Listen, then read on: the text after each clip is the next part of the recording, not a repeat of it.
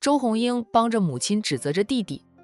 他说到红林，这一次无论如何你也要离婚，不能再和毒妇叶一起。你出事后，我们两家人过的什么日子，你知道吗？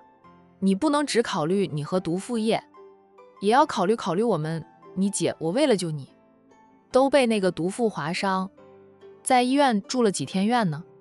咱们是亲姐弟，姐就没有叫你赔偿我医药费，但是你必须听我们的，赶紧和那个毒妇离婚。还有，不能出具谅解书，他都把你往死里捅了，你还谅解他？谅解个毛线！就算当初是你先撩的他要不是有想法，你们俩也不能成事。一个手巴掌是拍不响的呀。在你撩他的时候，他怎么不辞职？怎么不离你远远的？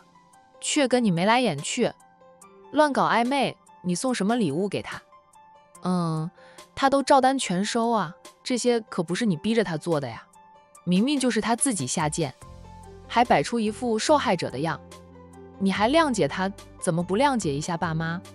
还有你姐，我没看到爸妈因为你的事头发全白了吗？赶紧跟他离了，让他重判。你没死，不能判他死刑，以他的罪名判他个无期徒刑也可以，就让他一辈子待在里面吧。你离了婚，赶紧去追回你的老婆儿子去。周红英都恨不得替弟弟去追回海玲。一直不说话的周父在这个时候说了句：海玲，怕是追不回来的，但是你还得和姓叶的离婚，他都差点捅死你，我们一家人是绝不可能原谅他的。红林，我和你妈年纪大了，经不起折腾，这样的事再来一次的话，我和你妈会直接被吓得归了西。你如果还认我们做父母的，就和姓叶的离婚，还有不要出那什么书，他这样做不值得原谅。叶佳妮如果是无意伤害到周红林的，还能原谅，但他是有意的，他的目的就是捅死周红林，然后自杀，两个人一起下地狱，他那是故意杀人罪，不能原谅。那在周红林被他捅了那么多刀后啊，他还划伤了大姑姐周红英。在警察来之前，他想自杀很容易，但他没有。周父觉得叶佳妮只想捅死他的儿子，临到自杀时害怕了，不敢动刀。这周红林想说什么，敲门声响起，周红英的女儿靠近病房门口，听到敲门声，她去开门。海玲牵着洋洋站在门口，她提着一袋苹果，洋洋抱着一束花。在母子俩旁边的人则是坐在轮椅上，有保镖推着的陆东明。舅妈，那孩子习惯性的叫着海玲做舅妈。海玲淡淡的纠正他的称呼，我和你舅舅早已离婚，叫我阿姨吧。那孩子动动嘴皮子，最终却是什么都没有说。他错开了身子，让海玲母子俩进入病房，又看着陆东明。10几岁的孩子其实也懂得很多了。他经常听到父母说起舅舅离婚的事，说舅妈离婚后像换了个人似的，现在有事业有钱，还有个大富豪追求舅妈。海玲呀，洋洋，你们来了呀。周红英一看到进来的人是海玲母子俩，立即迎上前去，脸上堆起了一朵花。舅妈。周红英的2个儿子也叫了海玲一声，他们和姐姐一样，还是习惯了叫海玲舅妈。小宝看到洋洋抱着花束，习惯性的想上前去抢，被他哥一把抓拉住。他哥呀，以前被战印教训过一顿，现在就懂事多了，唯有小宝还不懂事，他是最小的，年纪也不大，被家里人宠着。以往他总欺负洋洋，霸占洋洋的东西，后来再去舅舅家见不到洋洋了，小宝也就没有了欺负的对象，更是无法从洋洋那里抢到东西。久不见面，一见面，小宝的贼性就蠢蠢欲动。他还觉得洋洋穿的衣服很帅气，他也想要。孩子们都习惯叫你舅妈了。周红英从海玲的手里接过了那袋苹果，嘴里说道：你来就来，还买东西，也太客气了。看了一眼，只有苹果，想到现在苹果也要好几块钱一斤，这一袋苹果也得花上几十块钱。周红英虽觉得海玲比上次来的时候要小气，却也胜过空着手来，脸上的笑容依旧不减。主要是，为了中午那顿饭有人请客，海玲又向周父周母以及任姐夫点头问好，算是打了招呼，然后对洋洋说道：“洋洋，把你买来的花送给你爸爸。”周家人对于海玲兑现承诺，带着洋洋来看望周红林是很高兴的，觉得跟周红林离婚这么久了，在周红林受重伤住院，那还愿意来看看海玲啊，真的是有情有义。当周家人看到被保镖推着进来的陆东明时，一个个都笑不起来了。陆家的一名保镖手里提着2盒营养品，在陆东明的示意下，那名保镖把2盒营养品放到了床头柜台上。陆东明客气地向周家人问好，说道：“我来看看周先生。”周家人你看我，我看你。最后是周父挤出一丝笑容来，向陆东明道谢，知道自家儿子是没有机会追回海玲的。但是看到海玲和陆东明一起过来，周父心里呢也有着说不出的难受。一个能把家庭照顾得很好的儿媳妇，他们一家人弄丢了，那现在想讨回来难呀。前儿媳妇身边已经有了新的追求者，对方比他们的儿子优秀了100倍，只要前儿媳妇眼不瞎，都不会再选择他们的儿子。大人们怎么样？洋洋没有留意到，他也就是个3岁大的孩子而已。他抱着花束走到病床前，看着病床上的周红林，周红林也看着儿子，竟然生出一种恍如隔世的错觉，他就等于死了一回。活过来后，再看着儿子，激出了这满腔的父爱。洋洋，周红林叫儿子的声音都有点哑，那是激动的原因。爸爸，这束花送给你，是我自己买的，我花自己的钱给你买的花。洋洋把花束递给爸爸，觉得爸爸变得有点不一样了，他差点认不出爸爸来。周红林瘦了一大圈，才会让洋洋觉得爸爸变得不一样了。他伸出没有输液的手，接抱过儿子递给他的花束，笑得灿烂。洋洋给爸爸买的花呀，好漂亮，爸爸好喜欢，也好高兴。儿子知道给他买花了。任小宝走过来，他伸手想摸摸那些花，周红林连忙说道：“小宝，你别乱摸呀，这是洋洋送给你舅舅我的花束。舅舅，这些花好漂亮。哎呀，我也想要，你给我摘一朵吗？”周红林舍不得，他把花束放到自己另一边的身侧，让小外甥摘不到他的花朵。小宝，你要是摘了花朵，那花束就不好看了。姐，你洗几个苹果来，给海玲、陆总还有洋洋他们吃。周红英了一声，她对小儿子说道：“小宝，你要懂事，那是洋洋买给你舅舅的花束，不是玩具，你不能摘花朵。去洗手，妈妈给你们洗苹果吃。”那听到有苹果吃，这任小宝就不吵着要花朵了。他打量着洋洋的衣服，还用手摸了摸啊，扯了扯，问着洋洋：“洋洋，这是舅妈给你买的新衣服吗？好好看啊，我也想要新衣服。”他扭头就对海玲说道：“舅妈，我也要像洋洋穿的这种新衣服，你给我买几套吗？以前舅妈买东西都是洋洋有的，她也有。要是舅妈不给她买，妈妈就会骂舅妈一顿，外婆也会跟着指责舅妈。后来舅妈买新衣服给洋洋的时候，也会给她买上2套。小宝年纪是小，只比洋洋大1岁，但是有周红英这样的妈妈，渐渐养成了她爱占便宜的性子。小宝叫我阿姨，我不是你舅妈了。你想穿新衣服，让你妈妈给你买，已经不当人家舅妈1年了。海玲不至于和小孩子计较，但也不会再像以前那样对待小宝。小宝想要什么呢？可以让他妈妈给他买呀。海玲不可能再给小宝买东西。周红英属吸血鬼类型的，现在一心想撮合他和周红林复婚，其实就是想重新趴在他身上吸血。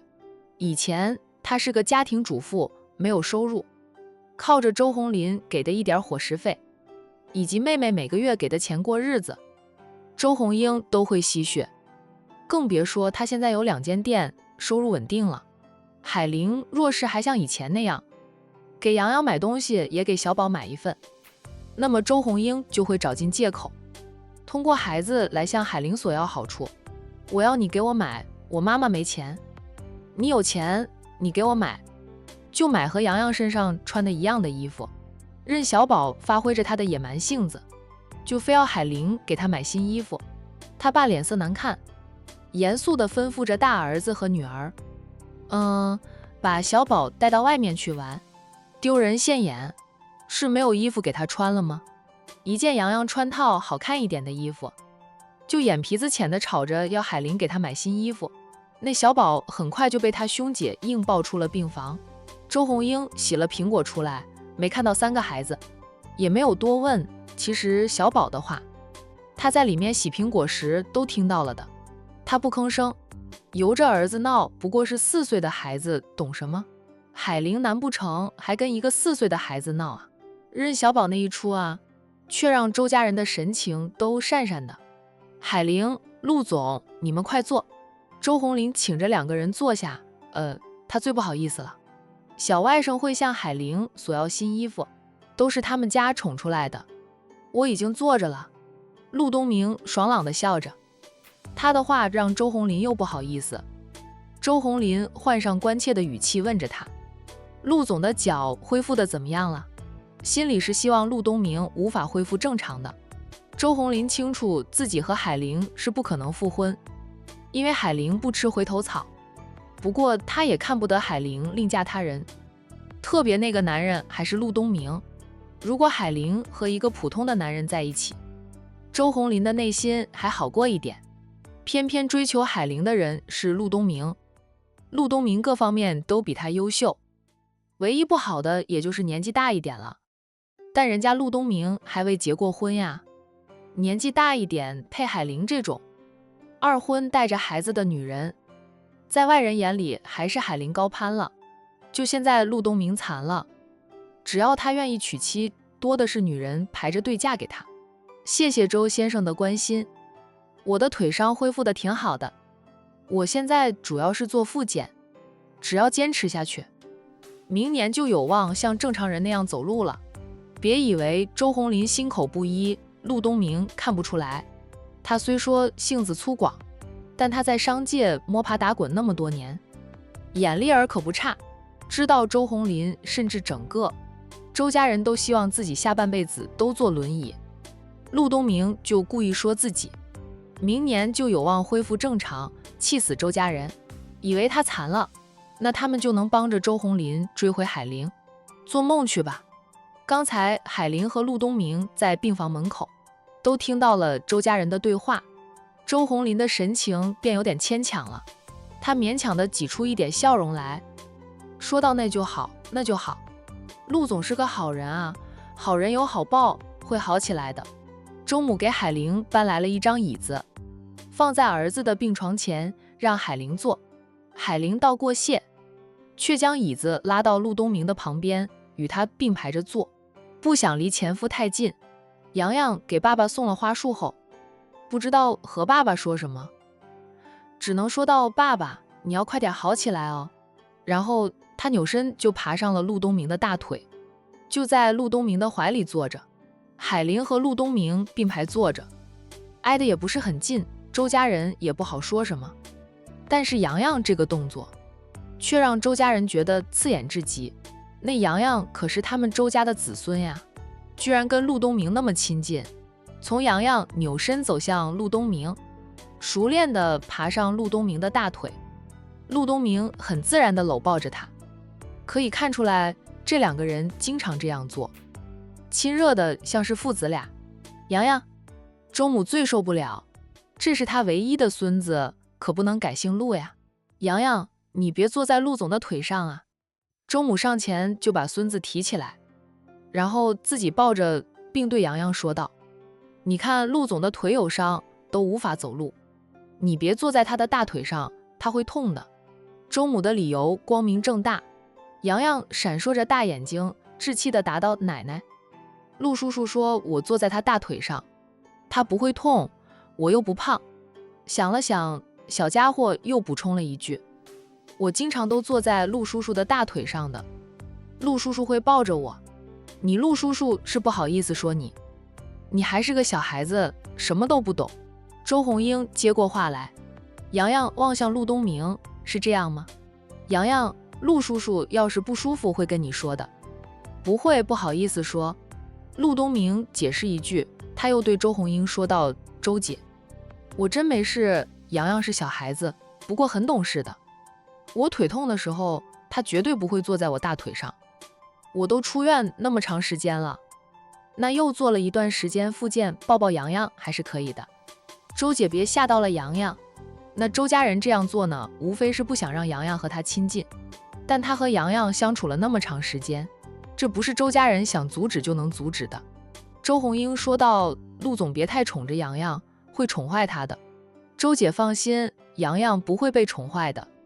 他妈妈管他管得很严，他知道什么事情能做，什么事情不能做。我很喜欢洋洋这个孩子，他很懂事，很聪明，被那么多人宠着，也没有变得任性妄为。”听着陆东明夸赞着洋洋，周家人都不是滋味，但又不能说陆东明什么。他们家洋洋也的确是个很好的孩子。躺在病床上的周红林看了海玲片刻，视线从海玲身上移开，笑着对陆东明说道：“这是海玲的功劳，海玲把洋洋教得很好啊，这也是我们周家的基因好。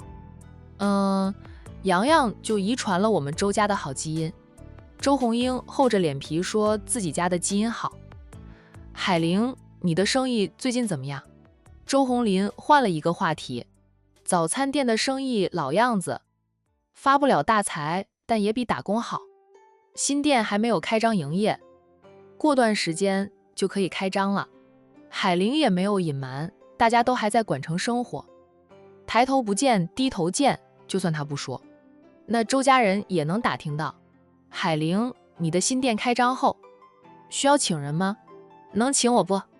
你看我现在也没有工作，就靠孩子爸开店赚不到什么钱，生意不好做呀。我想着能找到工作我就上班去，我好歹也曾经在单位里当个小管理，给我安排一个领班的职位，我绝对能胜任的。薪资方面你看着给就行，我现在年纪渐大，也不敢要求太高的工资包我吃住，每个月给个12800的工资就很知足的了。”海玲神色保持着不变，她说道：“新店还没有开张，需不需要人现在也不清楚，不过我想我请不了周姐，而且我给的薪资也不会太高。”就算周红英后来对海玲姐妹俩心存感激，海玲也不会请钱姑姐去她的饭店上班的。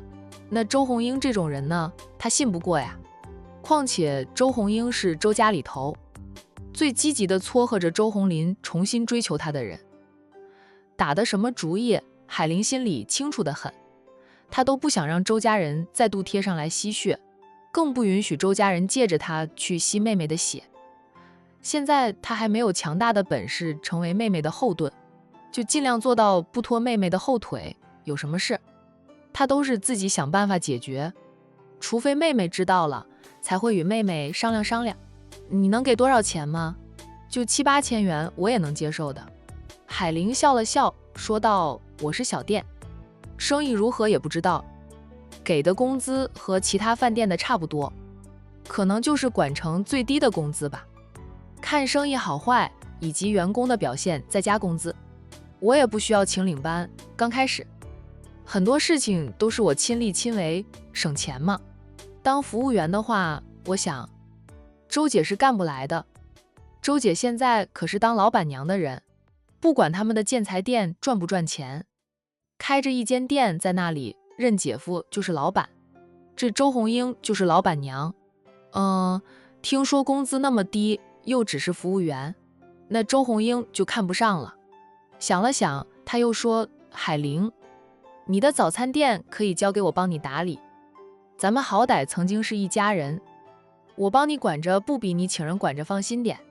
不用，我的店员都是做惯做熟，人品也好，我相信他们。况且早餐店我也还是分心管理着的。若是哪一天我在管城开满了饭店，实在忙不过来的时候，可以请周姐呀。现在真不用，小本生意，那人工钱能省的就省。周红英撇撇嘴，知道海玲是不想请她的了。说什么生意不知道如何，顶着占大少爷大姨姐的身份，海玲的饭店生意会不好吗？海玲的厨艺有多好，周红英心知肚明。只要海玲好好的经营，她的饭店绝对生意火爆的。周红英听说饭店生意火爆的，一个月的流水都有几十万，扣除成本，一个月能赚不少钱。想到海玲一个月能赚到那么多钱，那周红英真的很心动。她自己掏钱出来开一家饭店吧。她没有好厨艺，请厨师又要花一笔钱，而且她没有商界大佬们明着暗里的帮忙，生意好坏才是真的没有保证。除非她和海玲一起开店。海玲，我还有点私房钱，要不我入股你的新店，咱们一起经营饭店如何？我的新店装修进入尾声了，活动资金还够周转，不需要人入股。周姐真想开饭店，可以自己盘个店面自己开。海玲话里话外都是拒绝，那周红英再厚脸皮也不好再说下去了。洋洋，来爸爸这里。周红林都受不了姐姐无奈的事，他现在躺着还无法下床，也说不了姐姐。他朝儿子招招手。周母抱着孙子近前，放下了孙子。爸爸，洋洋亲昵地叫着。他年纪小，就不懂大人们之间的波涛汹涌。周红林爱怜地伸出手摸着洋洋的小脸，问道：你现在上幼儿园了，在学校里要听老师的话，回家要听妈妈的话哦，不要和小朋友打架。不过要是有人欺负你，你也不要怕，回来跟我们说。洋洋点头应着：爸爸，我听老师的话，也听妈妈的话，我不会和小朋友打架的，小朋友都很喜欢我。爸爸，你要快点好起来哦。周红林笑笑，爸爸也想快点好起来，那样爸爸就可以带着洋洋出去玩了。洋洋，等爸爸伤好出院，爸爸带你去儿童游乐园玩，好不好？好呀。洋洋很开心地应着。父子俩你问我答，互动了一会儿。海玲看看时间，便对前夫说道：时间不早了，我先带洋洋回去，改天有空了再带他来看你。说着，海玲招呼着儿子：洋洋，我们走了，跟爸爸说再见。海玲，今天周末，洋洋不用上幼儿园，留洋洋在医院陪他爸爸2天，明天晚上我们再送洋洋过去给你，可以吗？周父征求着海玲的意思。他想留下孙子。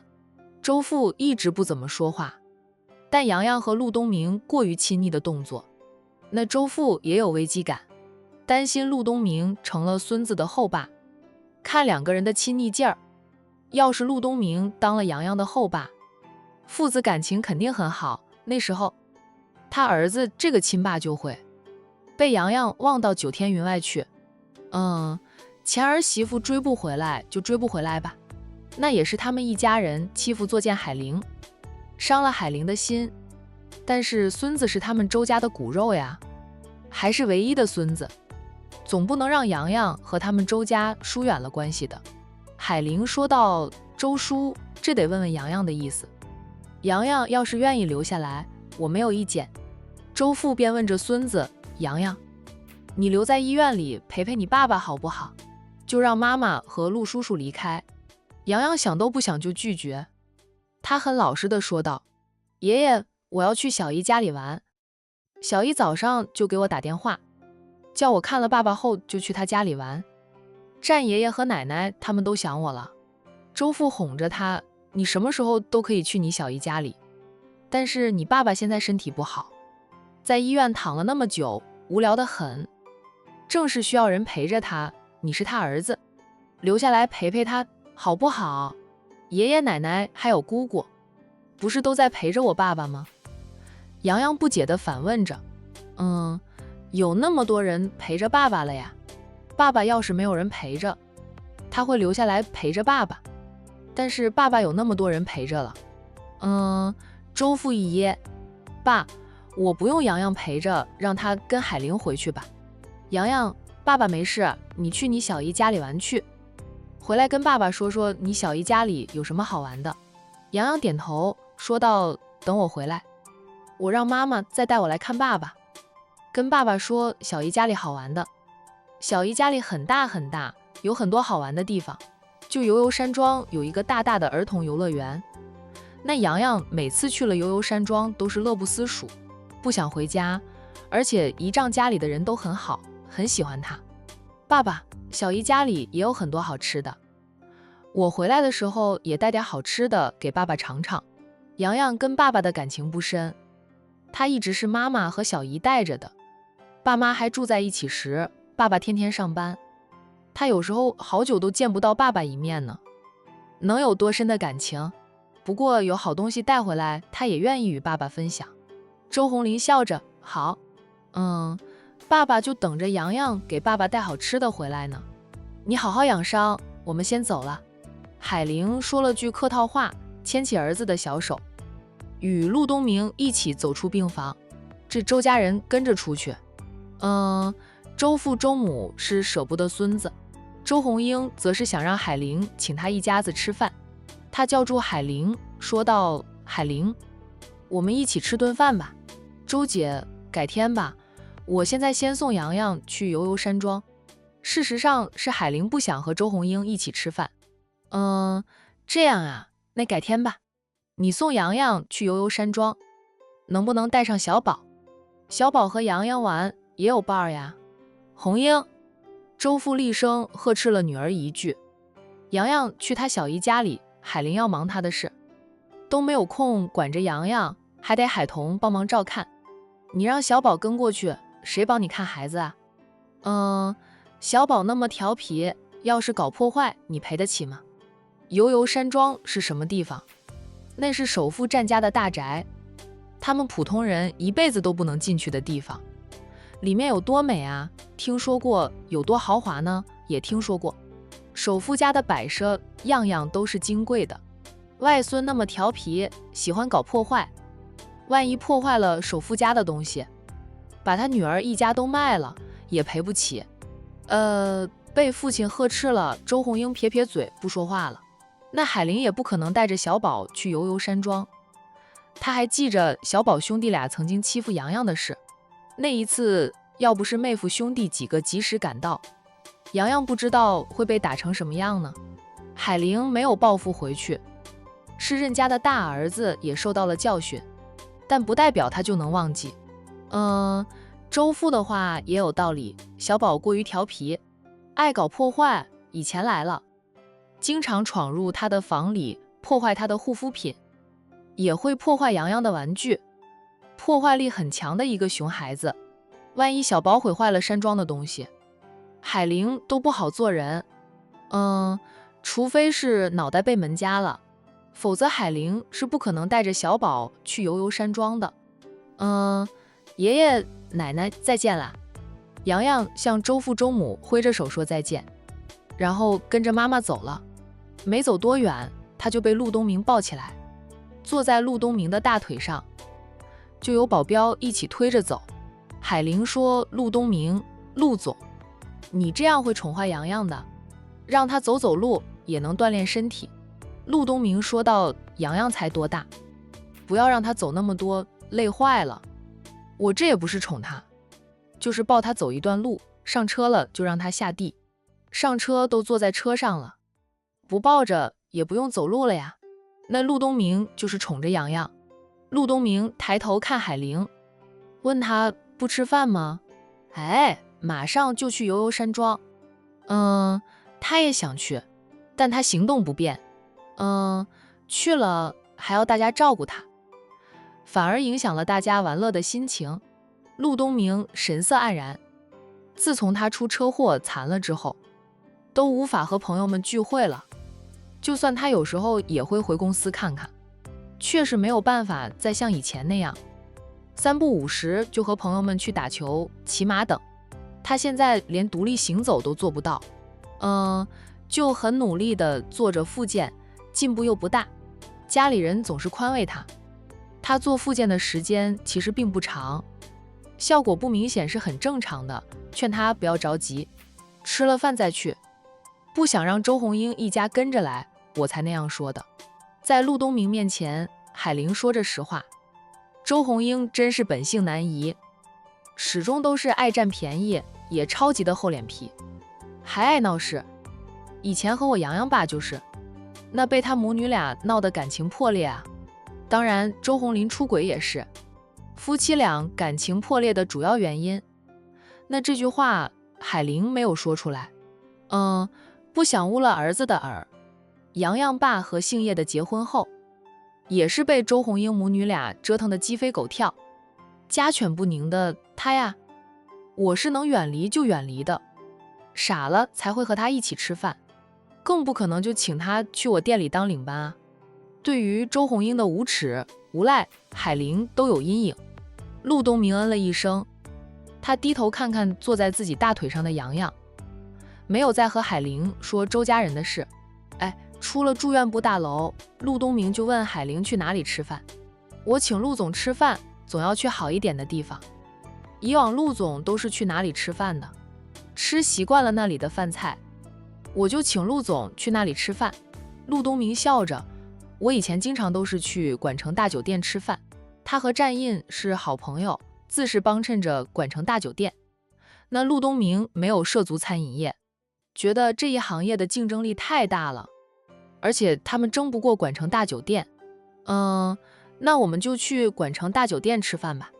海玲大方的道，我请客，陆总不要和我抢。陆东明笑眯眯的，好，我不和你争。海玲现在能挣钱了，偶尔请客还是请得起的。陆东明不与他客气，太客气海玲会生气。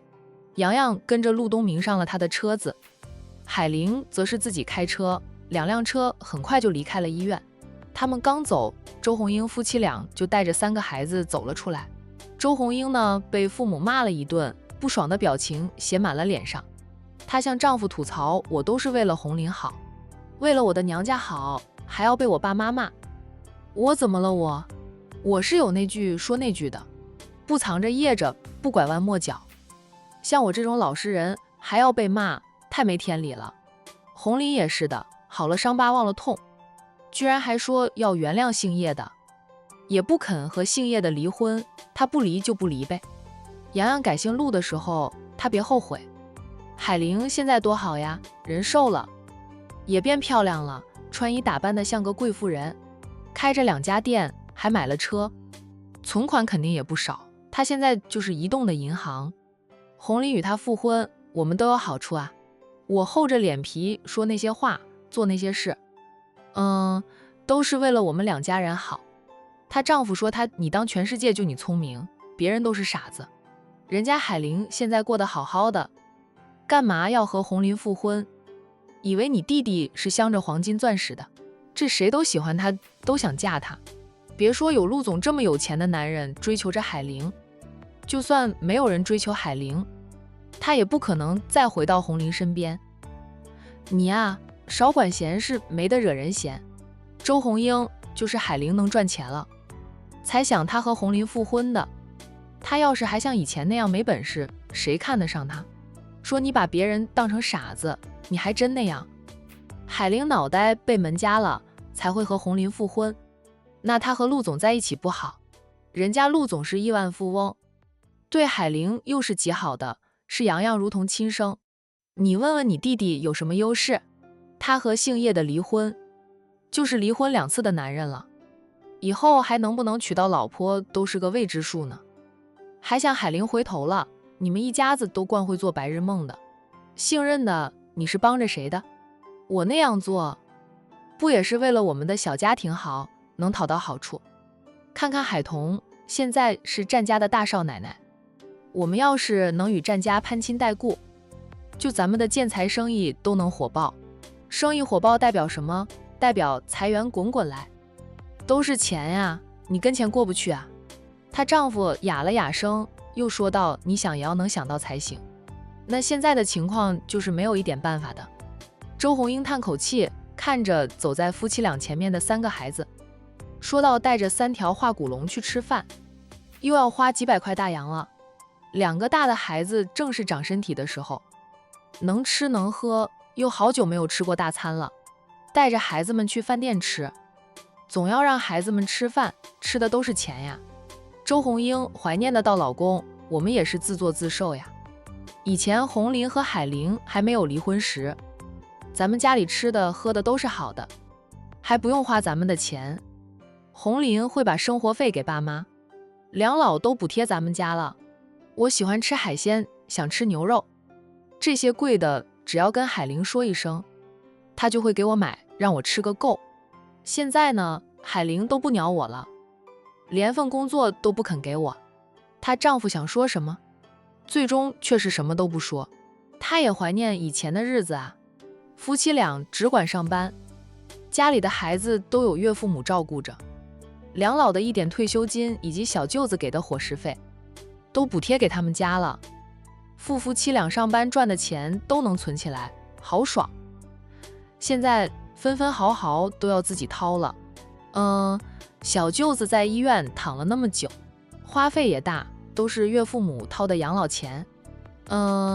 也是小舅子住院了，认姐夫才知道岳父母原来还是有钱的，并没有全都花到他们家，可惜被小舅子住院花光了。想到不用自己掏钱给小舅子住院，他又想开了，反正有小舅子在，岳父母的养老问题也轮不到他这个当女婿的。况且他的老婆是个爱占娘家便宜的人，一心顾着他们这个小家庭，他不用担心岳父母将来找他养老。不是一家人不进一家门呀。红英啊，怎么了？你看那对老夫妻，是不是你弟的老丈人和丈母娘？周红英顺着丈夫所指，看到一对老夫妻走走停停，到处张望着，似是在找人，又好像担心别人会认出他们似的，有点像他们不可能来这里的，应该不是吧？周红英说道。叶佳妮的父母在她偷了户口本和周红林领结婚证，导致他们只收到了几万块钱的彩礼，特别生气啊，很少会进城来，更少登门。叶佳妮在婆家过得不愉快，她也很少回娘家哭诉。不过在叶佳妮捅了周红林几刀后，那叶家人知道了她在婆家过得一点都不好。叶母又哭又骂的，骂女儿不听他们的话，没有要到几十万彩礼，所以得不到婆家的重视，被婆家欺负。要是周家花了60几万的彩礼才能迎叶佳妮过门，周家敢那样欺负作践叶佳妮呢？